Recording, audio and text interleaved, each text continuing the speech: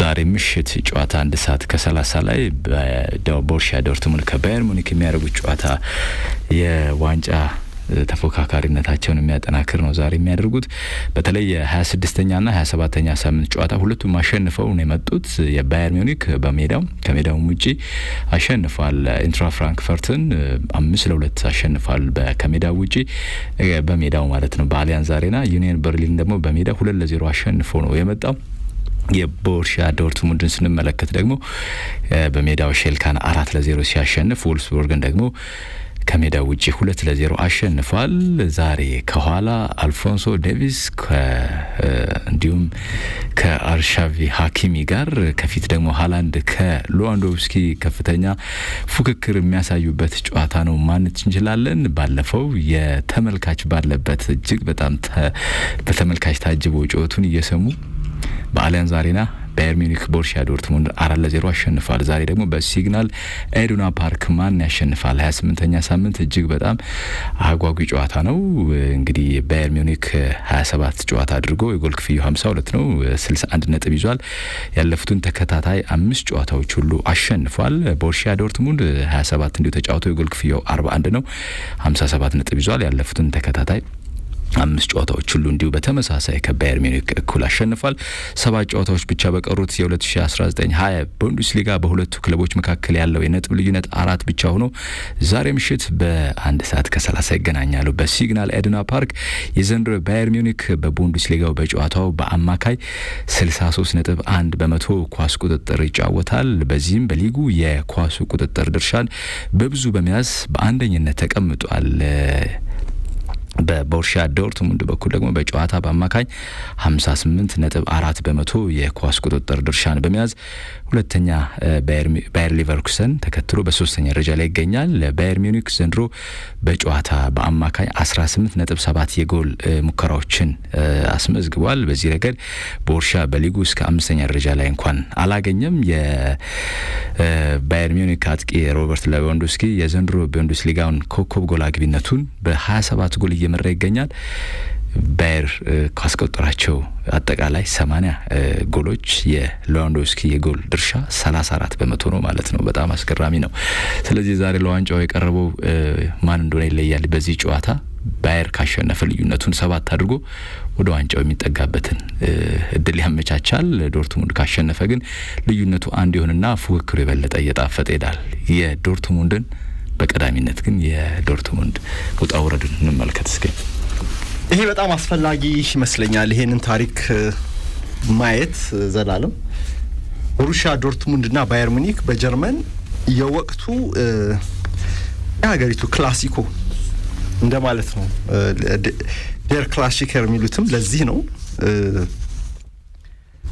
ነገር ግን እንደው የወቅቱ ሀያል ይሁን እንጂ ዘላለም ማለት ቡንደስሊጋው ከጀመረ ጀምሮ እስካሁኑ ድረስ ያለ ውጣ ውረድ ሀያል ሆኖ የኖረ ክለብ ግን አይደለም። እርግጥ ነው የቦሩሲያ ክለቦች ውጤታማ የሆኑበት ዘመናት አሉ። ቬርደር ብሬመንም እንደዚሁ አሸናፊ የነበረበት ጊዜ አለ። ባየር ሙኒክ ደግሞ አሁን በዚህኛው ትውልድ በተለይ የጀርመን ሀያል ክለብ መሆኑ በደንብ የተረጋገጠ የታወቀ ነገር ነው። ስለሱ መናገር አያስፈልግም ስለ ሀያልነቱ። ግን የዶርትሙንዶች ግን ታሪክ የውጣ ውረድ ታሪክ አለው። በጣም ውጣ ውረድ አለው። እንዴት ነው? በሁኔታዎች የማይነጥፍ ሀብት ባለቤቶች አይደሉም ከፋይናንስ አንጻር ካየን እና ለዚህ ነው የፋይናንስ ችግር በተለያየ ጊዜያት እንደ ከባድ ድርቅ ምስራቅ አፍሪካን በተወሰነ ጊዜ እንደሚመታው አይነት ድርቅ ሲመታቸው ኖሯል። በዛ ታዲያ ተቸግረው የህልውና ጥያቄ ሁሉ የገጠማቸው ጊዜያት አሉ። ቦሩሲያ ዶርትሙንድ የአውሮፓ የክለቦች ውድድር ላይ ዋንጫ በማግኘት የመጀመሪያው ጀርመን ክለብ ነው። በነገራችን ላይ በ1966 በሃምፕደን ፓርክ ግላስኮ በተደረገው የአውሮፓ የዩኤፋ ካፕ ዊነርስ ካፕ ውድድር አሁን የለም። የአውሮፓ ክለቦች የጥሎ ማለፍ ዋንጫ ሊቨርፑልን አሸንፈው ዋንጫ ሲያነሱ በአውሮፓ የክለቦች ውድድር ላይ ዋንጫ በማግኘት የመጀመሪያው የጀርመን ክለብ አስብሏቸዋል። እንግዲህ ይሄ በ1966 ነው የሆነው። የመጀመሪያው የቦሩሲያ ወርቃማ ዘመን ፍጻሜም የታየበት ወቅት ነበር። ያን ጊዜ ይህ ሩhr የሚባለው አካባቢ የዶርትሙንድ ከተማ የሚገኝበት ማለት ነው የድንጋይ ከሰል አምራች ኢንዱስትሪዎች በብዛት የነበሩበትና የአካባቢውም ኢኮኖሚም በዚህ ላይ የተመረኮዘ ነበር። ያ ታዲያ የድንጋይ ከሰል ኢንዱስትሪ አምራቾች የድንጋይ ከሰል አምራች ኢንዱስትሪዎች ገበያቸው ሲያሽቆለቁል ክለቦቻቸውም አብረውን የተዳከሙት እዛ አካባቢ ያሉት የዛ አካባቢ ኢኮኖሚ በዚህ ላይ ነበር የተመሰረተው። በዛን ወቅት ላይ እስከ 1960ዎቹ መጨረሻ የድንጋይ ከሰል ኢንዱስትሪ ብቻ ሳይሆን ዓለም አቀፍ የብረታ ብረት ኢንዱስትሪን በከባድ ቀውስ ውስጥ ተመቶ ነበር እና እዚህ አካባቢ ታዲያ በ10 ሺዎች የሚቆጠሩ የሥራ ዕድሎች በመዘጋታቸው ብዙዎች ስራ ፈት ሆኑ። ብዙ ጊዜ ዘላለም በኢኮኖሚያዊ አቅማቸው እና በማህበራዊ ኑሯቸው ላይ ደከም ያለ ደረጃ ላይ የሚገኙ ህዝቦች የተሰባሰቡባቸው የአውሮፓ ከተሞች ውጤታማ እግር ኳስ ክለብ ሲኖራቸው ለህዝቡ ሞራል ትልቅ ጠቀሜታ ይሰጣል። ባለፈው ጊዜ ነግሬሃለሁ። ሰንደርላንድ ቲል አይ ዳይ የሚል ኔትፍሊክስ ላይ አንድ ተከታታይ ፊልም አለ። ፊልም አይደለም፣ እውነተኛ ሪያሊቲውን ነው የሚያሳይ። ሰንደርላንድ ከፕሪሚየር ሊጉ ወርዶ እንደገና ደግሞ ከሁለተኛው ዲቪዚዮን ወርዶ ወደ ታች ሶስተኛው እርከን ላይ እስኪገባ ድረስ ነው። ከዳር እስከ ዳር ከፕሪሚየር ሊጉ ከወረደባት ቀን ጀምሮ እስከ መጨረሻው ድረስ ነው ይሄን የሚያሳየውና እዛ ህዝቡ ሲጠየቅ ይሄ አካባቢ ስራ አጥነት የበዛበት ኢኮኖሚያዊ አቅም የህዝቡ በጣም የተዳከመበት አካባቢ ነው። ማህበረሰቡ አለኝ የሚለው ትልቅ ሀብት ሰንደርላንድ ነው ይላል። የሊቨርፑልን ታሪክን ብታጠኑ በ1980ዎቹ በተለይ አሁንም ያ ነገር አለ። አካባቢ የሜርሲሳይድ አካባቢ ብዙ ስራ አጥ ያለበት እና ብዙዎች በማህበራዊ ህይወታቸው ደስተኞች ያልሆኑበት ኢኮኖሚ አቅማቸው የተዳከሙ ህዝቦች የሚኖሩበት አካባቢ ነው እና 1980ዎቹ የሊቨርፑል ኃያልነት የቡድኑ ኃያልነት ለዚህ በኢኮኖሚና በማህበራዊ ጉዳይ ለተጎዳው ማህበረሰብ ትልቅ ኩራት ሆኖ ትልቅ የሞራል ድጋፍ ሆኖ እንዳገለገለ ትረዳለህ። በሊቨርፑል ታሪክ ውስጥ ያለ እዚህ አካባቢም ካየኸው ይሄ የሩhr የሚባለው አካባቢ በዛ ዘመን በድንጋይ ከሰል አውጪዎች በእነርሱ ላይ የተመሰረተ ኢኮኖሚ ነበረው። እንደገና የብረታ ብረት ኢንዱስትሪዎችም ነበሩ። የቢራ ኢንዱስትሪዎች በብዛት ነበሩ። ግን በዛን ወቅት ላይ ዶርትሙንድ ካፒነርስ ካፕን ባሸነፈበት ወቅት ላይ ከባድ ኢኮኖሚያዊ ቀውስ ገጥሞ እነዚህ ኢንዱስትሪዎች ሁሉ ተዳክመው ነበር። ታዲያ የእነዚህ ኢኮኖሚዎች መዳከምና የዚህ አካባቢ ህዝብ ኢኮኖሚያዊ ሞራሉ መውደቅ በቀጥታ በክለቡ ላይ ተጽዕኖ አላሳደረም አይባልም። በዶርትሙንድ ላይ ብቻ ሳይሆን በወቅቱ ከሩhr አካባቢ ተገኝተው በጀርመን ሊግ ላይ ተፎካካሪ የነበሩት ሻልከን ጨምሮ ያኔ ደግሞ ኤሰን የሚባል ክለብ ነበር። ኤሰን፣ ሻልከና ቦሩሲያ ዶርትሙንድ ነበሩ። 1955 እስከ 1958 ድረስ 4 ጊዜ እነዚህ ክለቦች ሶስቱ ክለቦች ማለት ነው 4 ጊዜ ከሶስቱ አንዱ ነው ያሸነፈው። ኃያል ነበሩ በዛን ወቅት ማለት ነው። በ1950ዎቹ መጨረሻ ቡንደስሊጋ የተመሰረተው ግን 1963 ላይ ነው። በ1960ዎቹ መጨረሻ ላይ ግን እነዚህ ክለቦች አቅም ስላጡ የሚወዳደሩበት ፋይናንስ ስለቸገራቸው እየተዳከሙ መጡና በ1965 ሻልከ በሊጉ መጨረሻ ጨረሰ። በሊጉ ሰንጠረዥ መጨረሻ ላይ ጨረሰ። ነገር ግን አልወረደም ወደ ታች ዲቪዚዮን። ምክንያቱም ዊንድፎል ንፋስ አመጣሽ ሆነ እድል አገኘ። ሊጉ የተወዳዳሪዎችን ቁጥር መጨመር አለበት ተብሎ ክለቦች ተጨመሩ በሊጉ ላይ። ያኔ መጨረሻ ላይ ቢጨርስም ሻልከ እዛው እንዲቀር ተደረገ ማለት ነው። ኤሰን በ1967 ወረደ። ስለሱ አሁን ሰምተን አናውቅም በከፍተኛው ሊግ ላይ። በ1972 ደግሞ ቦሩሲያ ዶርትሙንድ ከከፍተኛው ሊግ ተሰናበተ። ከዚያ በኋላ ለ4 ዓመታት በሁለተኛው ዲቪዚዮን በሁለተኛው እርከን ሊግ ላይ ነው የቆየው። በዚያን ወቅት ዶርትሙንድ ከተማ ሌላ ችግር ገጠማት። ይህ በእንዲህ እንዳለ በመላው ዓለም ከዶርትሙንድ ይበልጥ ቢራ የምታመርተው ከተማ ይላል ኡሊሄስ የተባለው ዕውቁ የጀርመን እግር ኳስ ጸሐፊ፣ ያኔ ሚልዎኪ የተባለችው የአሜሪካን ከተማ ብቻ ነበረች ከዓለም አንደኛ ቢራ አምራች፣ ሁለተኛዋ ደግሞ ዶርትሙንድ ከተማ ነበረች። እንደዚህም ሆኖ ግን የቢራ ኢንዱስትሪ በዶርትሙንድ አካባቢ በጣም ስለተዳከመ አንደኛው ፋብሪካ ሌላውን እየዋጠ ሀያላን ትልቅ ግዙፍ የሆኑት የቢራ ፋብሪካው በገበያ ውስጥ ከፍተኛ ተወዳዳሪነት የነበራቸው ትንንሾቹን ቢራ አምራቾችን እየዋጡ የቢራ ፋብሪካዎች ቁጥርም እየቀነሰ መጣ። እንግዲህ የሚመኩበት በኢኮኖሚው ረገድ የዚህ አካባቢ ህዝብ የሚመካበት ኢንዱስትሪ ያ የከሰል ድንጋይ ነበረ፣ እሱ አበቃለት። የብረታ ብረት ኢንዱስትሪ ነበር፣ እሱም ተዳክሟል። አይደለም በጀርመን በመላው ዓለም በዛን ወቅት። በተጨማሪ ደግሞ የቢራ አምራችነታቸው በቢራ አምራችነታቸው የሚታወቁ ነበሩ። እሱም ራሱ የቢራ ፋብሪካዎችም እየተዘጉ እየታጠፉ መጡ። አንዱን እየዋጠ ታዲያ የቢራ ኢንዱስትሪው መዳከም ለከተማ ኢኮኖሚ ከነበረው ጠቃሚነት አንጻር የህዝቡን ሞራል ጎዳው። በዚህ በኩል እግር ኳስ ክለቦች ይሽመደመዳሉ ያሉት፣ በዚህ በኩል የከተሞቹ የአካባቢ ኢኮኖሚ እንዲተሽመድምዷል። አስቸጋሪ ሁኔታ ውስጥ ገቡ። ዶርትሙንድ ወርቃማ የመጀመሪያው ዘመን የሚባለው እንግዲህ 1950ዎች ውስጥ የነበረው በዚህ መልኩ ነው የተጠናቀቀው። ማለት ወደ ታች ዲቪዚዮን ወርዱ ወጥተህ ስትወርድ ደግሞ ተስፋ ያስቆርጣል። ስታድ ሬንስ የሚባል አንድ ክለብ አለ አሁን በፈረንሳይ ሊጋ ውስጥ የሚወዳደር። አንድ ወቅት እኮ የአውሮፓ ቻምፒየንስ ሊግ ምንለው ያሁኑ የዩሮፒያን ካፕ እኮ ፍጻሜ ተወዳዳሪ ነበር። ትልልቅ ተጫዋቾችን የያዘ ከዛ በኋላ በቃ ድምጥ ማጡ ስትወርድ እንደዚህ ነው በታሪክ። አሁን ዘንድሮ እንደውም የመጣው አይደል? ሊድስን አሁን እየጠበቅነው ነው። ቻምፒየንስ ሊግ ግማሽ ፍጻሜ ላይ ተሳትፎ ነው በቀጣዩ 2 ዓመታት ፕሪሚየር ሊግ ይወረዱ። በደንብ በቃ በአግባቡ ማኔጅ ካልተደረጉ ገንዘብ ያላቸው ክለቦችም እንደዚህ ዘጭ ነው የሚሉት። አወዳደቅህን በጣም ነው የሚያከፋው።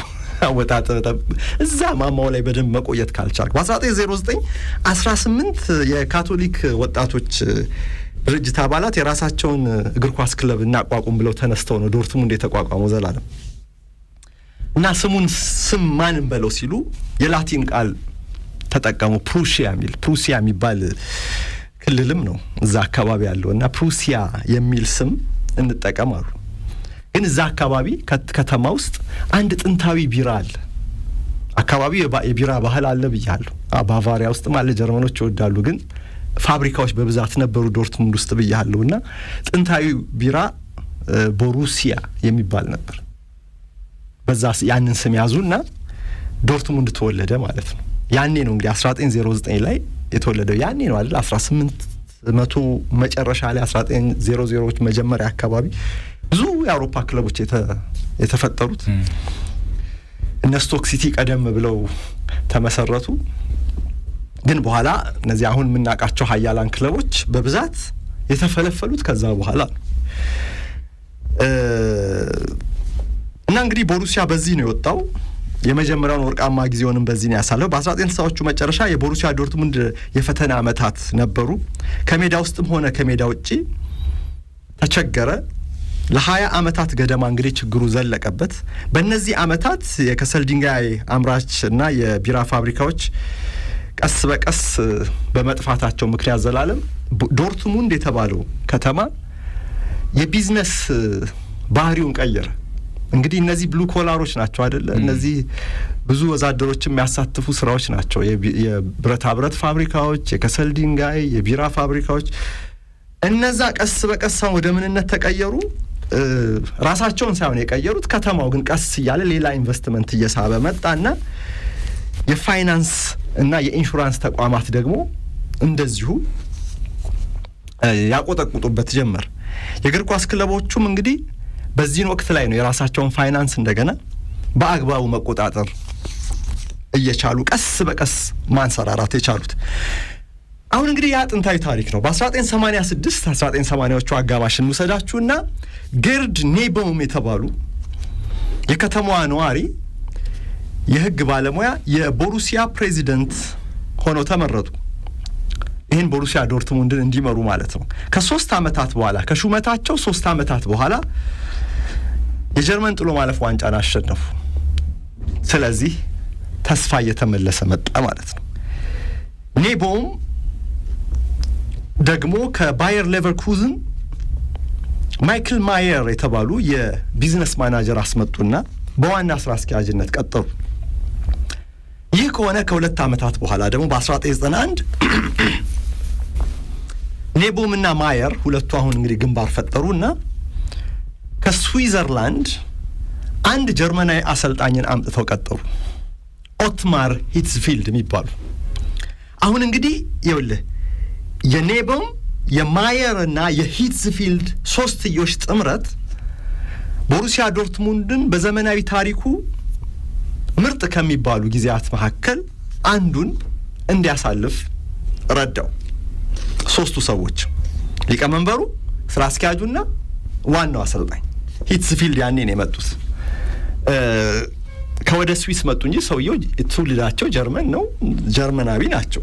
ግን በስዊስ እግር ኳስ ውስጥ ስለሚሰሩ ያምታታል። አንዳንድ ስዊዘርላንድ ላይ ናቸው እንጂ ሰው ያስብላል። ቦሩሲያ ዶርትሙንድ ሁለተኛው ወርቃማ ጊዜ የሚባለው በእነዚህ 3 ሰዎች ነው እንግዲህ የተጀመረው። እነሱ ናቸው ያመጡት። ምንም እንኳን ከሂትዝፊልድ ውጭ ያሉት ሁለቱ ኔቦምና ማየር በኋላ ለዶርትሙንድ ውድቀትም ተጠያቂ ቢሆኑም ግን የዶርትሙንድ ሁለተኛውን ውጤታማውን ወርቃማውን ጊዜ ይዞ እንዲመጣ አስችለውታል። ታዲያ በሂትዝፊልድ የመጀመሪያው ሲዝን ቦሩሲያ ዶርትሙንድ ለትንሽ የሊጉን ክብር ሳያገኝ ቀረ። ለትንሽ አመለጠው። ግን ሁለተኛ ሆኖ በመጨረሱ በጣም እድለኛ ነበር። ያን ጊዜ የዩኤፋ ካፕ የሚባለው አሁን ዩሮፓ ሊግ የምንለው ማለት ነው። የዩኤፋ ካፕ የሚጠቀምበት ፎርማትና ለተወዳዳሪ ክለቦች የሚሰጠው ጥቅም ካሁኑ በጣም ከፍ ያለ ነበር፣ የተለየ ነበር እና የጀርመን የቴሌቪዥን ገንዘብ ክፍፍል ላይ በዩኤፋ ካፕ ላይ የሚሳተፉ የጀርመን ክለቦችም ከፍ ያለ ገንዘብ እንዲያገኙ ያስችል ነበር እና ያኔ 25 ሚሊዮን ማርክ በወቅቱ ከዩኤፋ ተከፍሎት በደንብ የሚያንሰራራበትን ገንዘብ አገኘ። በወቅቱ በዛ ዘመን በዩኤፋ ካፕ ላይ ቦሩሲያ ዶርትሙንድ ሲሳተፍ ዋንጫውን ያጣው በዩቬንቱስ ተሸንፎ ነበር። የዛን ጊዜ ዩቬንቱስ ደግሞ እዚህ ላይ እንኳን ደርሻለሁ አስታውሳለሁ በደንብ እንደነ ጁሊዮ ሴዛር የብራዚሉ ተጫዋች፣ እንደ አንድሪያስ ሞለር በጣም ድንቅ ጀርመናዊ ኮከብ ነበር አንድሪያስ ሞለር፣ እንደ ዩርገን ኮለር ይሄም እንደዚሁ ጀርመናዊ ነው። በኋላ እነዚህ ሞለር እና ኮለር እንደው ቦሩሲያ ዶርትሙንድን ተቀላቅለዋል። እነዚህ ተጫዋቾች ግን ጁሊዮ ሴዛርን ጨምሮ ተጫውተዋል፣ ለሌሎች ክለቦችም ተጫውተዋል እና በኋላ ነው የተቀላቀሉት እና ጁቬ ይሄንን ቡድን ሲያሸንፍ ዶርትሙንድን ቢያሸንፍም ግን በተሳትፎ ግን ያገኘው ገንዘብ በፋይናንሱ ረገድ እንዲያንሰራራ አስችሎት ነበር። አሁን እንግዲህ ወደ 1997 እየተጠጋን ነው ማለት ነው። እነ አንድሪያስ ሞለር 1990 የዓለም ዋንጫ የጀርመን ብሔራዊ ቡድን የዓለም ሻምፒዮን ሲሆን እና ከዛ በኋላ ያለው ጠንካራ የጀርመን ቡድን አባላት ናቸው። እነ ዩርገን ኮለር ማለት ነው። በኋላ እና አንድሪያስ ሞለር ደግሞ መጡ። ዶርትሙንድ በእነዚህ ተጠቅሟል። በኋላ በእነዚህ ተጫዋቾች ግን ቢሆንም ያገኙትን ገንዘብ በአግባቡ ተጠቀሙና እነ ማቲያስ ዛመር፣ እነ ካርል ሃይንዝ ሬይድል፣ ራሱ ሙለር እና ሴዛርን ወደ ዶርትሙንድ በማምጣት ቡድኑን በማጠናከር እነዚህ 3 ሰዎች በቴክኒኩም ረገድ በፋይናንስ አስተዳደሩም ረገድ ዶርትሙንድን ቀና ብሎ እንዲሄድ አስቻሉት። ጠንካራ ቡድን ሆኖ መጣ። ምርጥ ጨዋታ ይጫወታል። በጣም ስኬታማ ነበሩ። ይህም ለክለቡ የበለጠ ገንዘብ ማምጣት ጀመረ። ከዚያ ሌሎችም ኮከቦች ተከተሉ። ዘግየት ብሎ ነው ኮለር የመጣው። እነ ዮርግ ሃይንሪሽ በዛን ወቅት የጀርመን ብሔራዊ ቡድን ተጫዋች ነበር። ፓውሎ ሶዛ አታስታውሰውም? የፖርቱጋል ብሔራዊ ቡድን ድንቅ አማካይ ነበር። ፓውሎ ሶዛም ተቀላቀለ። የበለጠ እንግዲህ በአውሮፓ ወደ ሀያልነቱ ከፍታ እየመጣ ማለት ነው። አካሄዱ በርካታ ዋንጫዎችን አስገኘለት። 2 የቡንደስሊጋ ዋንጫዎችን አሸነፈ። በ1997 ደግሞ ያንን በዩኤፋ ካፕ ላይ እንቅፋት የሆነበትን ዩቬንቱስን አሸንፎ የቻምፒየንስ ሊግ ዋንጫን ይዞ ወደ ዶርትሙንድ አመራ። 1997 የአውሮፓ ሻምፒዮን መሆን እስከ መቻል ድረስ ደረሰ ማለት ነው። ከዚያም ኢንተርኮንቲኔንታል ዋንጫን አሸነፈ። 1 ዓመት ሳይሞላው ማለት ነው የኢንተርኮንቲኔንታል ዋንጫን አሸንፎ የጀርመን እግር ኳስ ማህበር አዲስ የክለቦች የባለቤትነት ደንብን አወጣ። ይህም የ50 ሲደመር 1 የተባለውን ቢያንስ 51% ደጋፊዎች መያዝ አለባቸው የሚለውን ፎርሙላ መጠቀም የተጀመረው ከዛ በኋላ ነው። እስከ 1960ዎቹ ድረስ በጀርመን ታውቃለህ አይደለ? ሙሉ ክለቦች ሙሉ ፕሮፌሽናል እንዲሆኑ አይፈቀድም ነበር። ፕሮፌሽናሊዝም በኋላ ነው የተፈቀደው እንጂ እነዚህ አትራፊ ያልሆኑ ድርጅቶች ወይ እንደ መንግስት ያልሆኑ ተቋማት ክለቦችን እንዲይዙ ነበር የሚበረታታው የነበረው። ለምን እንደሆነ ግልጽ አይደለም። እዚህ ላይ እንኳን ብዙ ማንበብ አለብኝ። ለምንድን ነው ጀርመኖች ያኔ ያው ምዕራብ ጀርመን ማለት ነው የምናወራው ስለ ምዕራብ ጀርመን ነው። ያኔ ምዕራብና ምስራቅ ጀርመን ተብለው ለሁለት ተከፍለዋል ከሁለተኛ ዓለም ጦርነት በኋላ እና ምዕራብ ጀርመን ኮሚኒስታዊ አይደለም አስተሳሰቧና ግን ፕሮፌሽናል ክለቦች እንዲኖሩ ግን አትፈቅድም ነበር። በህግ ክልከላ ነበር። በኋላ ነው የተፈቀደው። እንግዲህ ይሄኛው አዲሱ የጀርመን እግር ኳስ ፌዴሬሽን ያወጣው የ50 ሲደመር 1 ህግ ከወጣ በኋላ ብዙዎች ክለቦች አማራጩን ወስደው ክለቦቻቸውን ኩባንያዎች አደረጉ። በኦክቶበር 2000 ላይ ቦሩሲያ አክሲዮኑን ለገበያ በማቅረብ የመጀመሪያው ክለብ ሆነ በጀርመን። ማለት በስቶክ ማርኬት ላይ ፍሎት አደረገ ማለት ነው። አክሲዮኑ ሁሉ ጊዜ ገበያ ላይ እንዲቆይ 13 ሚሊዮን ሼሮችን ሸጦ ባልተጠበቀ ሁኔታ የ140 ሚሊዮን ዩሮ ገቢ አገኘ። ያልተጠበቀ ገንዘብ ነው እና ፕሬዚደንቱ ኔቦም ታዲያ ገንዘቡን ሽቴይነ አንድ በይነ ባሉት ኢንቨስትመንት ላይ አውላለሁ አሉ። በደንብ ካነበብኩት አላቅም ጀርመኖች እንደዚህ የሚሉ ይመስለኛል። ድንጋዮችና እግሮች ማለት ነው። በቀጥታ ከተረጎምኩ ምን ማለት ነው? ድንጋይ መሰረተ ልማት ላይ፣ ይሄ ገንዘብ መሰረተ ልማት ግንባታ ላይ እንዲውል እናደርጋለን ነው። አንዱ የመሰረተ ልማት ነው፣ ኢንፍራስትራክቸር ላይ ስቴዲየሞች መገንባት፣ ልምምድ ማዕከሎችን የመሳሰሉት ስቴዲየሙን ማደስ። ሁለተኛው ደግሞ እግሮች ያሉት ደግሞ ተጫዋቾችን ማለት ነው። በተጫዋቾችና በመሰረተ ልማት ላይ ይሄንን ገንዘብ እናውለዋለን ብለው ቃል ገቡ። እውነትም እንግዲህ የቬስትፋለን ስታዲዮንን አቅም በማሳደግ 80,000 ተመልካች እንዲይዝ አስቻሉት። ክለቡ የራሱን የሆኑ የንግድ ተቋማትን ገነባ። የጉዞ ወኪል አቋቋመ። የኢንተርኔት ኩባንያዎች እነዚህ በቀጥታ ክለቡን እንዲረዱ ተደረገ፣ እንደ ሰብሲዲየሪ ሆነው ማለት ነው።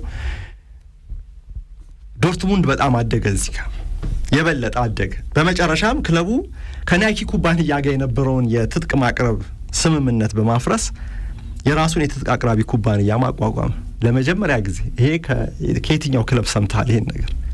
የራሱን GOO 3 ኦዎች ያሉት ጉል.ዲኢ የተባለ አንድ ሰሞን ማሊያቸው ላይ ይሄ ነገር ተለጥፎ እንመለከት ነበር በግራ በኩል። ይሄ ትጥቅ አቅራቢ ኩባንያ የራሱ የቦሩሲያ ዶርትሙንድ ነው፣ ልክ እንደ ሰብሲደሪ ሆኖ ግን ዶርትሙንድ ለራሱ ትጥቅ ያቀርባል ማለት ለራሱ ትጥቅ ያቀርባል። ለሌሎች ስፖርት ክለቦችም እንደዚሁ ያቀርብ ነበር። አዎ ለሌሎች ስፖርት ክለቦች የግድ እግር ኳስ ብቻ አይደለም፣ ዝቅተኛ ዲቪዚዮን ውስጥ የሚገኙ ክለቦችና ለአይስ ሆኪ የመሳሰሉ ስፖርታዊ ውድድሮች ላይ ትጥቆችን በማቅረብ የበለጠ ቢዝነስ ለመስራት ሞከረ። ግን የመጀመሪያው ዓመት ላይ ብቻ ነው አትራፊ የነበረው ዘላለም። ከዛ በኋላ ቢዝነሱ አላዋጣውም። የጉል ፕሮጀክት ብዙም አላዋጣም እና እስከ ጁን 2008 ድረስ ብቻ ነው የቆየው። ጁን 2008 ላይ በቃ መቆም አለበት አሉ። ኪሳራው በዛ ተብሎ እዛ ላይ እንዲቆም ተደረገ ማለት ነው። ተመልሶ እንግዲህ ወደ ሌሎች ትጥቅ አቅራቢዎች እንግዲህ በጀርመን ሀገር ከሆንክ አዲዳስ ጀርመናዊ ነው አይደለም? አዲዳስ ኩባንያ የጀርመን ኩባንያ ነው። ዋናው መሰረቱ ጀርመን ነው። ግን አሁን ዓለም አቀፍ ኩባንያ ስለሆነ በየሀገሩ ያመርታል እንጂ በየሀገሩ ጽህፈት ቢሮዎች አሉት እንጂ በትልልቅ ሀገሮች ላይ አዲዳስ ባለበት ሀገር እነሱማ ይሄን ቢዝነስ አንድ ላይ በማካሄድ ለራሳቸው እንዲጠቀሙ ብለው አስበው ነበረ። ግን የጉል ፕሮጀክት አልተሳካም። ግን እንትኑን አሁን ከታሪኩ ምንድነው መፍጨርጨር ታያለህ አይደለ? ባለህበት የመቆየት መውጣት አንድ ነገር ነው ዘላለም። ወጥተህ ግን በኃያልነት ቆይተህ ደግሞ አመታትን ማሳለፍ በጣም ከባድ። የተለያዩ ምክንያቶች አሉ። የኔ ማርሴይን እነግርሃለሁ ግን ጥረት ያደርጋል። 1990ዎቹ መጀመሪያ 1986 በኋላ ቤርናርድ ታፒ ያዘ። ቤርናርድ ታፒ የተባለ ፖለቲከኛና ነጋዴ ማርሴይን በባለቤትነት ያዘ።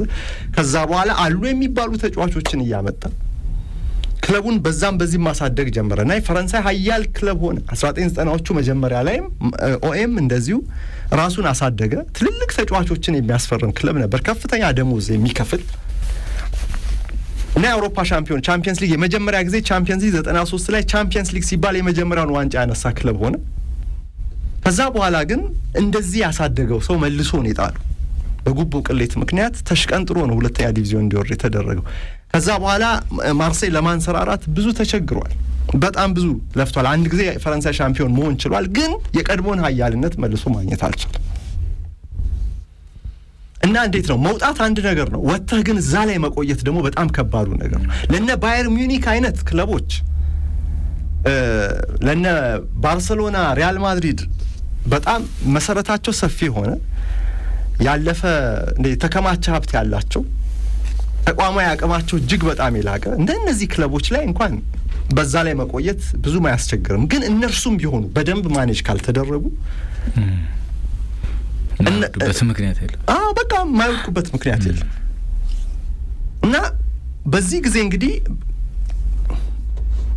ዶርትሙንድ እንደዚህ ይፍጨረጨር ነበር ባለበት ለመቆየት ትጥቅ አቅራቢ ኩባንያ እስከ መመስረት ድረስ የደረሰ ጥረት ያደርጋል። ግን ግን ፕሬዚደንቱ በወቅቱ ጥሩ ነገር ነበር የሰሩት። ስቴዲየሙን አሳደጉ። ስቴዲየሙ እያንዳንዱ የስቴዲየም ወገን ይሄ ካታንጋ ከማናነሽ የምንለው ቢያንስ 2 ዴክ እንዲሆን ቢያንስ ነው 2 ዴክ። አሁን የአዲስ አበባ ስቴዲየም 1 ዴክ ነው አይደል? አንድ ብቻ ነው ያለው፣ አንድ ተርታ ነው ያለው። ሁለተኛ ተርታ አልተደረበለትም አይደል? እነኑ ካምፕን ካየ ስንት ዴክ ናቸው? ብዙ ናቸው። ይሄ ግን ቢያንስ ነው 2 ወይም ከዛ በላይ እንዲሆን በማድረግ 80,000 ተመልካች የሚይዝ ስቴዲየም እንዲኖር አደረጉና ይሄ በዚህ ስቴዲየም ላይ ነው ቢዝነስን የምትሰራው፣ ብዙ ገንዘብ የምታገኝ፣ በጣም ብዙ ደጋፊዎች የሚገቡበት ስለሆነ ከቲኬት ሽያጭ እንደ እንግሊዝ ውድ ባይሆንም 80,000 ራሱ ቀላል እኮ አይደለም። በጣም ብዙ ነው። ዶርትሙንድ እኮ ከአውሮፓ አንደኛ ነው በአማካይ በስቴዲየም ተመልካቾችን በመያዝና አቅማቸውን ስለሚያውቁ ነው ስቴዲየም እንደዛ እንጂ ዲማንዱ ፍላጎቱ 40,000 ሆኖ የ80,000 ስቴዲየም አትሰራም። ብዙ ደጋፊዎች ስላሉ ነው በዚህ ክለብ ዙሪያ ያንን ያደረጉትና ልክ የዛን ያህል ታዲያ በመሰረተ ልማቱ ይሄንን አደረጉና በተጫዋቾች ምልመላ ላይም እንደነ ቶማስ ሮዚስኪ የመጡት ያኔ ነው። ያን ኮለር የሚባል ረጅም ታስታውሳለህ? የቼክ ሪፐብሊክ አጥቂ የነበረ እነ ቶርስተን ፍሪንግስ፣ ይሄ በጣም ድንቅ አማካይ ነው በጀርመን ብሔራዊ ቡድን ውስጥ የነበረ በዛን ወቅትና እነዚህ ተጫዋቾችን ሁሉ ማነው ማርሲዮ አሞሮሶ ከፓርማ በ25 ሚሊዮን ዩሮ፣ እንዲያውም ይሄ ዋጋ በቡንደስሊጋው የዝውውሩ ሪከርድ ነበር በወቅቱ። የትኛውም የቡንደስሊጋ ክለብ አሞሮሶን ዶርትሙንድ ሲያመጣ የከፈለበትን 25 ሚሊዮን ዩሮ ለአንድ ተጫዋች ከፍሎ አያውቅም። ሪከርድ ነበር ያኔ። እና አምቢሽናቸውን ተመልከቱ። በደንብ ሰውየው ቃላቸውን የተገበሩት ያንን ገንዘብ በአግባቡ ቦታ አስያዙት። በ2002 ታዲያ እውቁ ማቲያስ ዛመር አሰልጣኝ በሆነበት ቦሩሲያ ዶርትሙንድ የ2002ቱን ቡንደስሊጋ ዋንጫ አሸነፈ። ዩኤፋ ካፕ ፍጻሜ ላይ ደርሶ በፋይኖርድ ተሸነፈ። እንዲያውም ለፍጻሜ ሲደርሱ ኤሲ ሚላን 4-0 አሸንፈው ነበር። አሞሮሶ ሃትሪክ የሰራበት ጨዋታ ማለት ነው። ቦሩሲያ ዶርትሙንድ ሞራሉ በጣም ተነቃቃ ማለት ነው። ከከሰል ድንጋይ ከብረታ ብረት ወይም ከቢራ ኢንዱስትሪዎች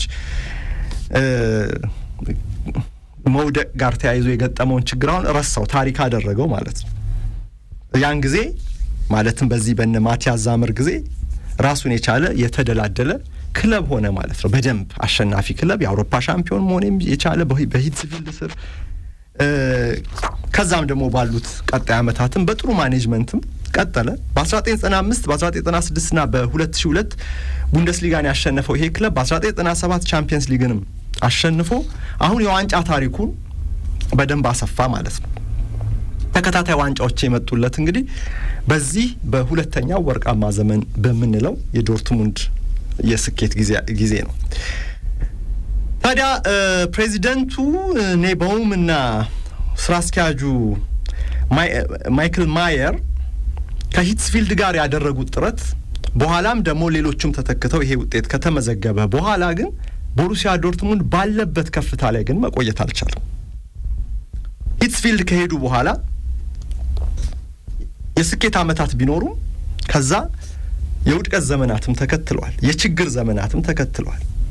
2003 2004 እንዲሁም በ2004 2005 በተከታታይ 2 ዓመታት በቻምፒየንስ ሊግ ላይ ሳይሳተፍ ቀር። እንግዲህ ቀደም ሲል እንደገለጽኩልህ አንድ በስቶክ ማርኬት ላይ በሸጠው ሼር ነው ገንዘብ የሰበሰበው። በሌላ መልኩ ደግሞ ራሱን የገነባው ቦሩሲያ ዶርትሙንድ በምንድን ነው? በዩኤፋ ካፕ ላይ ካገኘው ገንዘብ እና በውድድር አሸናፊነት ከሚያገኘው ገንዘብ ራሱን የመገንባቱን ነገር ምን ያህል አስፈላጊ እንደሆነ እንግዲህ ታይቷል። ግን ከትልልቅ ውድድሮች ላይ ራሱን ካራቀ ደግሞ ይሄ የገቢ ምንጭ ይነጥፍበታልና ዘላለም የፋይናንስ አቅሙን ከባድ ፈተና ላይ ነው የሚጥነው እና 2 ተከታታይ ቻምፒየንስ ሊግ ሲዝኖች ላይ በቻምፒየንስ ሊግ ባለመሳተፉ ምክንያት ዶርትሙንድ አሁን የፋይናንሱ ውጋት ይሰማው ጀመር። በዛን ወቅት ላይ የክለቡ ባለስልጣናት ደብቀው ነበር ችግራቸው።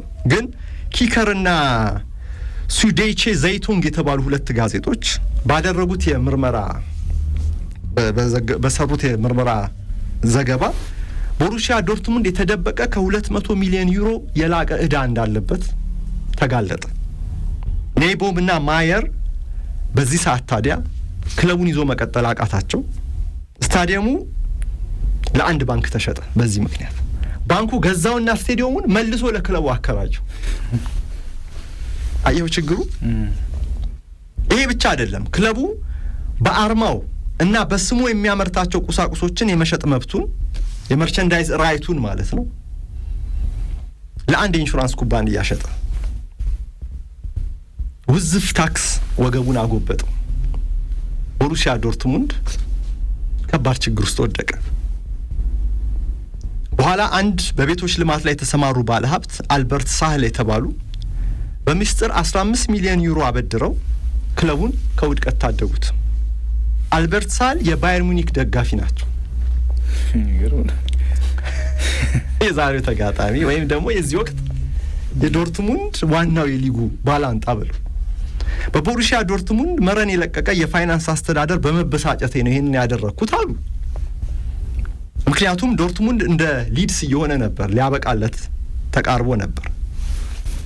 ወደፊት በምናገኘው ገቢ እዳችንን እንከፍላለን በሚል ሲበደሩ ቆይተዋል። ውስጡን ያ ብድር ነው እንግዲህ በመጨረሻ ጫንቃቸውን አግብጦ የጣላቸው።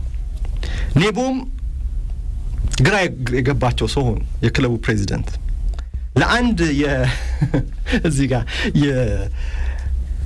የአይስክሬም አምራች ኩባንያ አንድ መብት ሰጡና በዚህ በቬስትፋሊን ስቴዲየም አይስክሬም የመሸጥን ብቸኛ መብት ማለት ነው፣ ኤክስክሉሲቭ ራይት። ይሄን ሸጠው ረስተውት ለሌላ አይስክሬም ኩባንያ ደግሞ እንደዚሁ ተደራድረው ሊሰጡ ሲሉ በኋላ ነው ያስታወሷቸው። እስከዚህ ድረስ ነው እንግዲህ ግራ መጋባታቸው። በዛን ወቅት ላይ አትቸገርኩ። በቃ ችግር የፋይናንስ ችግር የሚያመጣብህ ቀውስ በጣም ከባድ ነው። አዎ በቃ እንደው ከቀልብህ እንዳትሆን ያደርግሃል። እኛ ዶርትሙንድን እንደዚህ ያሳደጉት ሰው በዚህ ሰዓት ላይ አልቻሉም። ማኔጅመንት ሁሉ በቃ እየተበላሸባቸው ከመጥፎ ወደ በጣም መጥፎ እያደገ መጣ። ታዲያ ያኔ ዶርትሙንድ ሊፈርስ ጫፍ ላይ ደርሶ ነበር። ኪሳራውን ሊያውጅ፣ ኪሳራውን ካወጀ አማተር ክለብ ነው የሚሆነው። ያን የሚያክል ትልቅ ስቴዲየም የሰራ 80,000 ተመልካች የሚይዝ ስቴዲየም የሰራ ክለብ ዘላለም አስበው በየገጠሩ በየመንደሩ ሄዶ ከትንሽ ቡድኖች ጋር ሊጫወት በአማተር ሊግ 20-30 ሺህ ደጋፊዎች እየዞሩ እንግዲህ በየመንደሩ ዶርትሙንድን እንዲያሸንፍ ድጋፋቸውን ሊሰጡ ፈጽሞ የሚሆን ነገር አይደለም። እስቲ እነዚህ ሰዎች ያለባቸውን ኃላፊነት እንዴት ከባድነት እነሱ እጅ ላይ ነው ያሉ ዶርትሙንድ ሊያበቃለት። ስለዚህ እዚህ ጋር አንድ ነገር ተፈጠረ። የባየር ሙኒክ ፕሬዚዳንት ኡሊ ሆነሽ አንድ ጥያቄ ቀረበላቸው። እስቲ ባክ ገንዘብ ተቸግረናልና ገንዘብ ያስፈልገናል። ምክንያቱም ሆነሽ ዘላለም ሴንት ፖሊን እና ሌሎችን ትንንሽ ክለቦችን በተመሳሳይ የፋይናንስ ችግር ውስጥ በሚገቡበት ጊዜ ደግፈዋል። ባየር ሙኒክ ረድቷል። ዶርትሙንድ ታዲያ ይሄንን አደረገ። ይሄን ጠየቀ። ሆኔሽ ጥያቄውን ተቀበሉና ራፋኤል ሆኒንግስቴን በዘ አትሌቲክ በተባለው ፔጅ ላይ እንደጻፈው ከሆነ እዚህ ጋር የተወራው ታሪክና እውነታዊ ልዩነት አለው። ልብ ማለት አለብን። ዶርትሙንድ ጠይቋል። ለአንድ ወር ደሞዝ መክፈል ስላቃተው አንድ ወር ደሞዝ የምንከፍልበት 2 ሚሊዮን ዩሮ ስጡን ያሉ ብሎ የጠየቀውና ሆኔሽ ተቀበሉና 2 ሚሊዮን ዩሮን ሰጧቸው። ዋነኛ ተፎካካሪዎች ናቸው እንደምታውቀው ባልልህም ታውቀዋለህ። አይ ከሚወድቅ እያደገ ያለ ይሄ ክለብ የአውሮፓ ሻምፒዮንነት ታሪክ ያለው ክለብ በክለብ እግር ኳስ ላይ ትልቁ ውድቀት ምንድነው? አማተር መሆን። አማተር ሊግ ላይ ወርደ መጫወት እንደዚህ ሞት ማለት ነው። በቃ የአንድ ክለብ ሞት ማለት ግብአተ መሬት እንደዛ ብለው እነ ፓርማ የደረሰባቸው እነ ፊዮረንቲና የደረሰባቸው ችግር ይሄን ስም ቀይረው ነው ከዛ የሚመጡት። ፊዮረንቲና ቢለውን ባትቀይርም ፓርማ ቢለውን ባትቀይርም ቅጥያውን ትቀይራለህ አለ አይደል? ኤፍሲ አርሰናል ፉትቦል ክለብ አይደል? ሰንደርላንድ ኤኤፍሲ አይደል የሚባለው? ባርሴሎና ኤፍሲ። ልክ እንደዚህ የሆነ ነገር ቀይረህ ትመጣለህ። በአዲስ መልክ ነው የምትመዘገበው። ከታች ጀምሮ እንደገና እየተወዳደርክ ነው ፕሮፌሽናል መዋቅር ውስጥ የምትገባው። እና ለአንድ ፕሮፌሽናል ክለብ ሞት ማለት ወደ አማተርነት መወርወር ማለት ነው፣ ወደ ጥልቅ ወደ ታች። ባየር ሙኒክ እስከ ማጋን ይፎካከር እና ለዚህ 2 ሚሊዮን ዩሮ መስጠት ነበረበት፣ ሰጠ። ግን እስከ ዛሬ ድረስ ምንድነው ይሄን ታሪክ የሰማኸው? ራፋ ሆኒንግስተን የሚለው ታሪኩ ተቀይሮ ነው ሲነገር የነበረው። ልክ ባየር ሙኒክ ቦሩሲያ ዶርትሙንድን ከመፍረስ እንዳዳ ነው ተደርጎ ነው የተወራው። ነገር ግን እውነቱ እንደሱ አይደለም። የጠየቁት ብድር ነው። አንድ ወር ደግሞ እዚያው 2 ሚሊዮን ዩሮ በብድር ተሰጥቷቸዋል።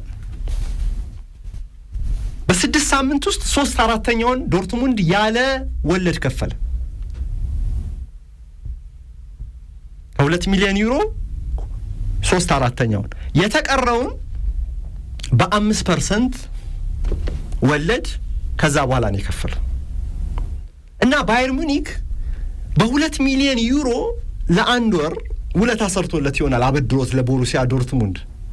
ነገር ግን ዶርትሙንድን ከመፍረስ አላዳነው። ምክንያቱም የነበረበት ዕዳ ሊያፈርሰው የነበረው ዕዳ ወደ 200 ሚሊዮን ዩሮ ይጠጋል ብለዋል እነ ኪከርና ያ ጋዜጣ። ከ200 ሚሊዮን ዩሮ ላይ አንተ 2 ሚሊዮን ዩሮ አበደርክና እንዴት ነው አዳንከው የሚባለው? ውለታ ነው፣ ልክ ነው። ውለታ ነው፣ ልክ ነው። ነገር ግን እንዴት ነው ከሞት እንደማዳን ግን የሚቆጠር አይደለም። ይልቅስ ሌላ ነገር ማድረግ ነበረባቸው። የዕለት ጉርሱን ብቻ በቃ ዕዳቸውን ቀስ እያሉ የሚከፍሉበትን መንገድ መፍጠር ነበረባቸው። ታዲያ በ2005 ላይ አንድ ሰው ወደ ቦሩሲያ ዶርትሙንድ ዋና ስራ አስፈጻሚነት መጡ። ሃንስ ዮአኪም ቫትስገ የተባሉት ያሁኑ ዋና ስራ አስፈጻሚ ማለት ነው። እኚህ ሰው ከ1996 ጀምሮ የቦሩሲያ ዶርትሙንድ አባል የነበሩ፣ ከ2001 ጀምሮ ደግሞ የቦሩሲያ ዶርትሙንድ ገንዘብ ያዥ የነበሩ ናቸው። በዋና ስራ አስፈጻሚነት መጡ። አሁን እንግዲህ ይኸውልህ የከፍተኛ ባለስልጣናት ለውጥ ሹምሽር እየተደረገ አስፈላጊ። ቫትስገ ብልጥ ነበሩ። ቀስ በቀስ ክለቡ ዕዳውን የሚከፍልበትን የተለያየ መንገድ እየተጠቀሙ በኋላም ተጫዋቾችም ለምሳሌ ቶርስተን ፍሪንግስን ሸጠዋል። ከቶርስተን ፍሪንግስ ሽያጭ ላይ ነው እንዲያውም ለባየር ሙኒክ ዕዳቸውን የከፈሉት። በኋላ በሳቸው ስር ነው እንግዲህ እንደገና ያንሰራሩ። ዘላለም እንግዲህ እንደ ቫትስገ አሁን ይሄ ምን ያስተምረናል? ፉትቦል ክለቦች ያለ አቅማችሁ አትኑሩ ነው። በገቢህ ልክ መኖር አለብህ ነው። ወይ እዳ ካለብህ ጤናማ እዳ ብቻ ተሸክመህ ቆይ። እነ ማየር አሁን 200 ሚሊዮን ድረስ እኮ እዳ የተከመረባቸው ቆይ እናገኛለን፣ የሚቀጥለው ዓመት ቻምፒየንስ ሊግ እንሳተፍና ይሄን ያህል እናገኛለን፣ እዛ ላይ እንከፍላለን እያሉ እየተበደሩ ነበር። ግን ቻምፒየንስ ሊግን ያጣሉ፣ ሳይወዳደሩ ይቀራሉ፣ ገንዘቡም ሳይመጣ ይቀራል። ይሄ ነገር ቀስ እያለ እየተከማቸ መጣ። ሁሉም እግር ኳስ ክለብ እንደ አቅሙ ይሄን ማሰብ አለበት። በሰሚ ፕሮፌሽናል ደረጃ ያለን እኛም ብንሆን ማለት ነው። በአቅምህ ነው። አዎ በሚመደብልህ በጀት ልክ ነው መኖር ያለብህ። አለበለዚያ ውድቀቱ ከባድ ነው። የብዙ ደጋፊዎችን ስሜትም ነው አንተ ገደል የምትከተው። እና ባየርን በዛ ሰዓት ታዲያ ለዶርትሙንድ እስትንፋስ የአንድ ወር እስትንፋስ የሚሆን ገንዘብ ሰጥቶታል። ግን መልሶለታል ዶርትሙንድ ወዲያው፣ ያውም 500,000 ዩሮ ገደማ በ500,000 ዩሮን በ5% ወለድ ጨምሮ እንዲያውም ያስከፈሉ። እነሱም ራሳቸው አትርፈውበታል ባየር ሙኒኮች። ታዲያ በ2012 ላይ ወደዚህ ስንመጣ ኡሊ ሆነሽ እኛ ቦሩሲያ ዶርትሙንድን ኮረርተነዋል በተቸገረ ጊዜ ብለው ሲናገሩ ተሰሙ። የሆነሽ ንግግር ዘላለም ለምን 2012 ላይ ለመጀመሪያ ጊዜ ተሰማ? 2012 ላይ ደግሞ በዩርገን ክሎፕ መሪነት በቡንደስሊጋው ቦሩሲያ ዶርትሙንድ ኃያል ሆኖ ባየር ሙኒክ የሚቁለጨለጭበት ሰዓት ነበር። በዶርትሙንድ የሚቀናበት ሰዓት ነበር። ሁለተኛ ሲዝን ዶርትሙንድ ሻምፒዮን ሊሆን ሲል ነው እኚህ ሰው ይሄን የተናገሩት። ያኔ ዶርትሙንዶች መልስ መስጠት ጀመሩ። እንዴ ይሄማ እንደዚህ ማን አታቃቂሉ ነው፣ በእኛ ምክንያት ነው እንደዚህ ሆናችሁት እዚህ የደረሳችሁት የሚል ሆነሽ እንዴት ነው መታበይ ጀመሩ። እኛ ስላረግንላችሁ በሞራል እንግዲህ ከቦሩሲያ ዶርትሙንድ በላይ ነን የሚል መልእክት ማስተላለፋቸው ነበር። ቫትስገ እስካሁን ድረስ ቀደምት የክለቦች መሪዎች ለምን ከቦሩሲያ ዶርትሙንድ ይሄን 2 ሚሊዮን ዩሮ ብድር እንደጠየቁ እስካሁንም ድረስ አይገባቸውም። ምክንያቱ ለምን ይሄን አደረጉ ይላሉ። ለዚህ ጥያቄ መልስ አላገኘውም ነው የሚሉት። እሳቸው ሲናገሩ የአሁኑስ ዋና ስራ አስፈጻሚ ዋነኛ ተቀናቃኝን ዳረጎት ከምጠይቅ በድልድይ ስር አንጥፌ መለመንን እመርጣለሁ አሉ። እኔ ብሆን በፍጹም አላረገው ለ2 ሚሊዮን ዩሮ ብዬ እንደዚህ አይነት የሞራል ውድቀት ውስጥ ከምገባ አላደርገውም አሉ። ግን ቢሆንም ዶርትሙንድ እንደገና ተነስቶ ሌላኛውን ወርቃማ ዘመኑን ደግሞ አሳለፈ። በማን ስር? በዩርገን ክሎፕ ስር። ክሎፕን ራሱ ከማይንዝ ነው ያመጡት እንደምታውቁ። ክሎፕ ደግሞ እንደ ዶርትሙንድ አይነት ፉትቦል ስሜት ያለበት ከተማ አላቅም ይላሉ ያኔ። ለዚህ ነው ዶርትሙንድ ነው የመረጥኩት ይላሉ። ዶርትሙንድ ከመምጣታቸው በፊት በማይንዝ ሁለተኛ ዲቪዚዮንም ክለባቸው ቢወርድም እንኳን እኚህ ወጣት አሰልጣኝ በጀርመን ብቅ ያሉ ትልቅ አሰልጣኝ እንደሚሆኑ ማያውቅ አልነበረም። ብዙዎች ያውቁ ነበር። ከሚያውቁት መካከል አንዱ ደግሞ የባየር ሙኒኩ ፕሬዚደንት ኡሊ ኦኔሽ ናቸው። ኦኔሽ ይህን ነገር አምነዋል። በወቅቱ ለዩርገን ክሎፕ ደውለው ምን እንዳሉ ታውቃለህ? ሚስተር ክሎፕ የባየር ሙኒክ አሰልጣኝ መሆን ያልቻልከው አንተ የማይንዝ ቦርድ አባላት ፍቃደኛ ስላልሆኑ ብቻ ነው። እኛ ፈልገንህ ነበር እምቢ ተብለን ነው ነገር። እና ያኔ ክሎፕን ማግኘት ነበረብን ነው የሚሉት። ጥረታችን እስከ መጨረሻው መቆጠል ነበረብን ነው ያሉት ኦኔሽ። መቼ ነው ያሉት ግን? ክሎፕ በጣም ትልቅ አሰልጣኝ ከሆኑ በኋላ በዶርትሙንድ ያንን ሁሉ ስራ ከሰሩ በኋላ። ክሎፕ ታዲያ 2008 ላይ ያዙ። በዛ ሲዝን 13ኛ ነበር የጨረሰው። ግን ደግሞ በጥሎ ማለፉ ለፍጻሜ ደርሶ በባየር ሙኒክ በራሱ ተሸንፎ ለአውሮፓ ማለፍ ቻለ። እሳቸው ታሪክ በጣም መልካም ነበር።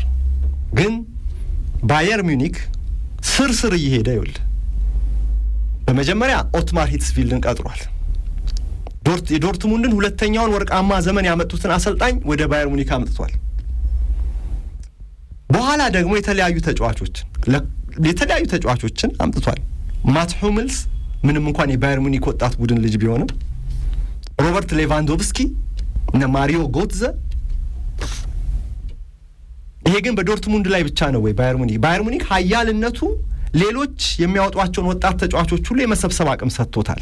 አሁን እስካለው ስብስብ እነ ሊዮን ግሮትስካ ከሻልከ ማኑኤል ኑዌር ራሱ ከሻልከ አይደል የመጣው ኒኮላስ ሱሌ ከሆፈንሃይም ቤንጃሚን ፓቫር ከስቱትጋርት የወጡ ተጫዋቾች ሁሉ የሚያመሩት ወዴት ነው? ወደ ባየር ሙኒክ ነው።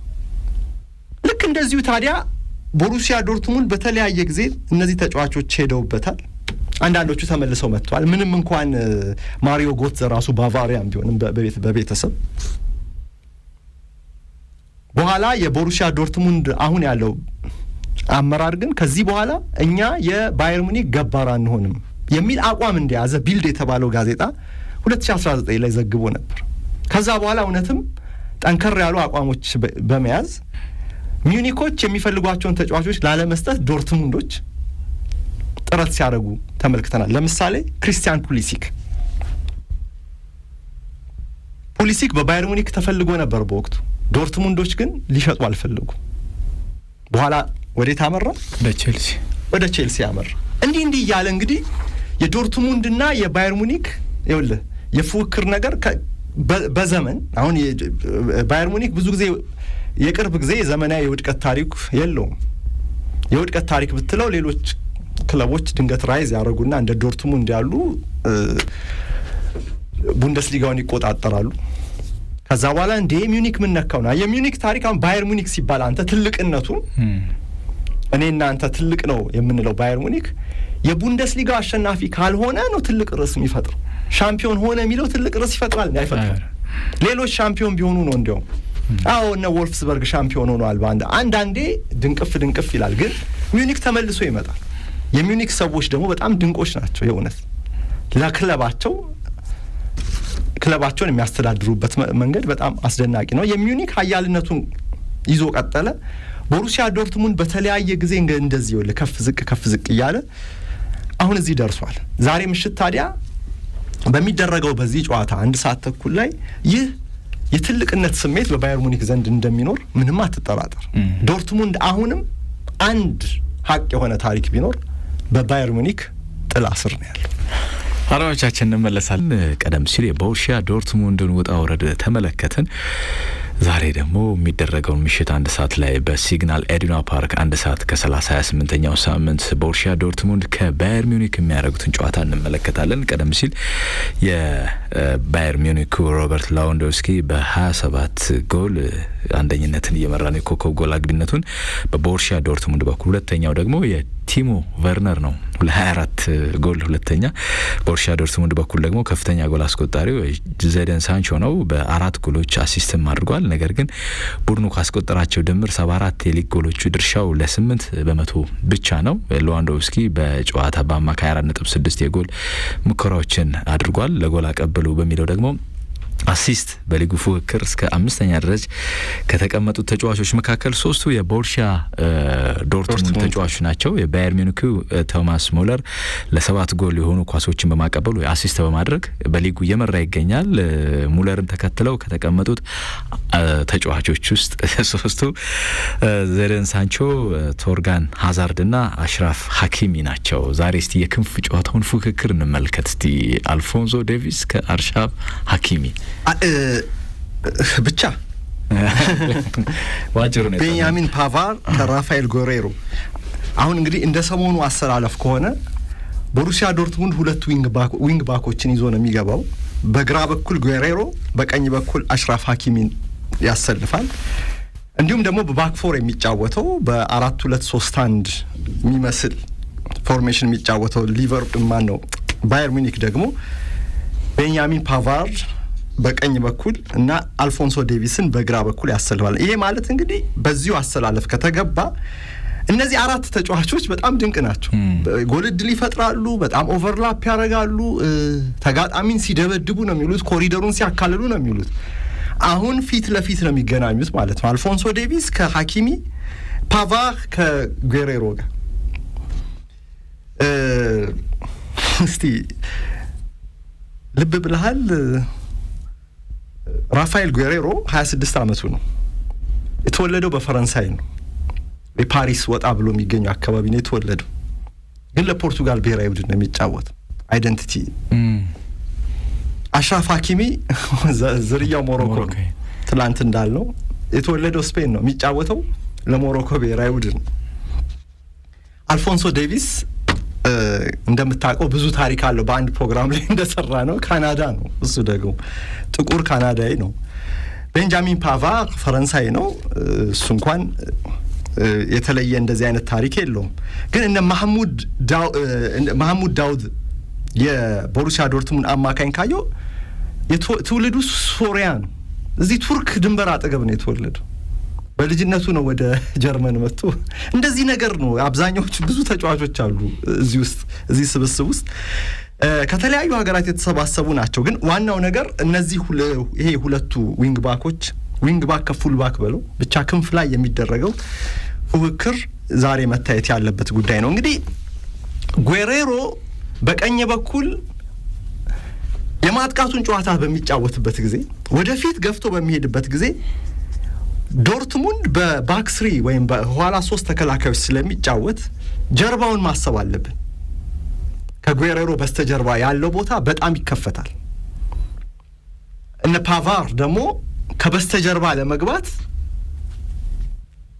ከገባም ደግሞ ያንን አካባቢ እንዴት መጠቀም እንዳለበት የጎል ዕድል መፍጠር እንደሚችል ክሮስ ማድረግ እንደሚችል ደግሞ የሚያውቅ ተጫዋች ነው በዚህ በኩልም እንደዚሁ የሐኪሚን ትላንት ብለናቸዋል ስለ አልፎንሶ ዳቪስ ባለፈው አንድ ፕሮግራም ላይ ብለናቸው ሁለቱም የሚያጠቁ የመስመር ተጫዋቾች ናቸው ሐኪሚ ጥሎ ዞኑን ጥሎ ከሄደ እና አልፎንሶ ዴቪስ ካመለጠው እዛ ጋር የሚኖረው ሩጫ ራሱ የሚያስገርም የሚሆነው ሐኪሚ በጣም ፈጣን ነው ዴቪስም በጣም ፈጣን ነው ዴቪስ እንዴት ነው አልፎት ሲሄድ የሐኪሚ ሪከቨር ለማድረግ የሚያደርገው ጥረት ይኖራል ስለዚህ ምንድነው ሁለቱም ፈጣን በጣም ፈጣን የሆኑ የፈጠራ ብቃትን የታደሉ ፉል ባኮችን ወይም ዊንግ ባኮችን ስለሚጠቀሙ እዚህ ጋር የተከላካዩ መስመር የመሃል ተከላካዩ ሼፕ በጣም አስፈላጊ ነው ዛሬ የዶርትሙንድ 3 ተከላካዮች ከተከላካይ አማካዮች ጋር ያላቸውን ቅርጽ ጠብቀው የግራና የቀኝ ክፍተታቸውን በአግባቡ መቆጣጠር ካልቻሉ በስተቀር ገፍቶ የሚጫወተው በጣም ወደፊት ተጠግቶ የሚጫወተው ባየር ሙኒክ ችግር ውስጥ ሊከታቸው ይችላል የባየር ሙኒክ ስነ ልቦናዊና የሞራል የበላይነት ሁለቱ ፉልባኮች የዶርትሙንድን ሁለት ዊንግ ባኮችን ጉሬሮና ሐኪሚን ወደ ኋላ ይገፋቸዋል የሚል ነገር ተጠብቃለሁ እዚህ ጋር አሁን ስለ ሁሉም ብቃት ተነጋግረናል ምንም አያጠያይቅም ግን እዚህ ጋር ጥንቃቄ መጨመር ማን ያለበት ያልክ እንደሆነ የበለጠ መጠንቀቅ ያለበት አሁን ባለሜዳ ቢሆንም ዶርትሙንድ የባየር ሙኒክ 4-0 ሽንፈት አይረሳም በተጨማሪ ደግሞ ኃያል ሻምፒዮን ባየር ሙኒክ ተጫዋቾቹ ያላቸው ልምድ ቡድኑም አሁን ያለበት ሁኔታ በጣም ጥሩ ስለሆነ በተለይ ኮሮና ከመቋረጡ በፊትም በጣም የተነቃቃ ቡድን ስለሆነ እና ደግሞ በመሐከል በጣም የሚያስፈሩ አጥቂዎች አሉት እነ ሌቫንዶቭስኪ እነ ሴርጅ ናብሪ እነ ቶማስ ሙለር የመሳሰሉ ተጫዋቾች እና የቦሩሲያ ዶርትሙንድ ባክ 3 ሼፑ በጣም አስፈላጊ ነው ከአማካዩ ጋር ያለው ወደ ይሄ እንደ ባክ 5 ሆኖ እንዲጫወቱ የሚያስገድዳቸው ነገር ይኖራል ግን ደግሞ የጉሬሮና የሐኪሚ ባህሪ ደግሞ መከላከል ስታቲክ ተከላካይ መሆን ብቻ አይደለም ነቅለው መውጣታቸው አይቀር አየው እዚህ ጋር የሚኖር ፉክክር በጣም ከባድ ነው ልልህ ነው በሌላ በኩል አማካይ ክፍሉም ይሄንን ሚዛን የመጠበቅ ግዴታ ውስጥ ይገባል በዶርትሙንድም በባየር ሙኒክ መሐመድ ዳውድና ቶማስ ዴላኒ ከሆነ የሚሰለፉት ለምሳሌ ሁለቱ የመሃል ተከላካዮች ከኋላ ካሉት 3 የመሃል ተከላካዮች ጋር ሁለቱ የመሃል አማካዮች ከኋላ ካሉት 3 ተከላካዮች ጋር ያላቸውን ኢንተርቫል ጠብቀው መጫወት አለባቸው እዚህ ጋር በሁለቱም በኩል በተከላካይና በአማካይ መሐከል በሁለቱ መስመሮች መሐከል የሚጫወቱ ተጫዋቾች አሉ ለምሳሌ ሴርጅ ናብሪ ሊገባብህ ይችላል በዚህ በኩል ዶርትሙንድ ማነው ዩሊያን ብራንት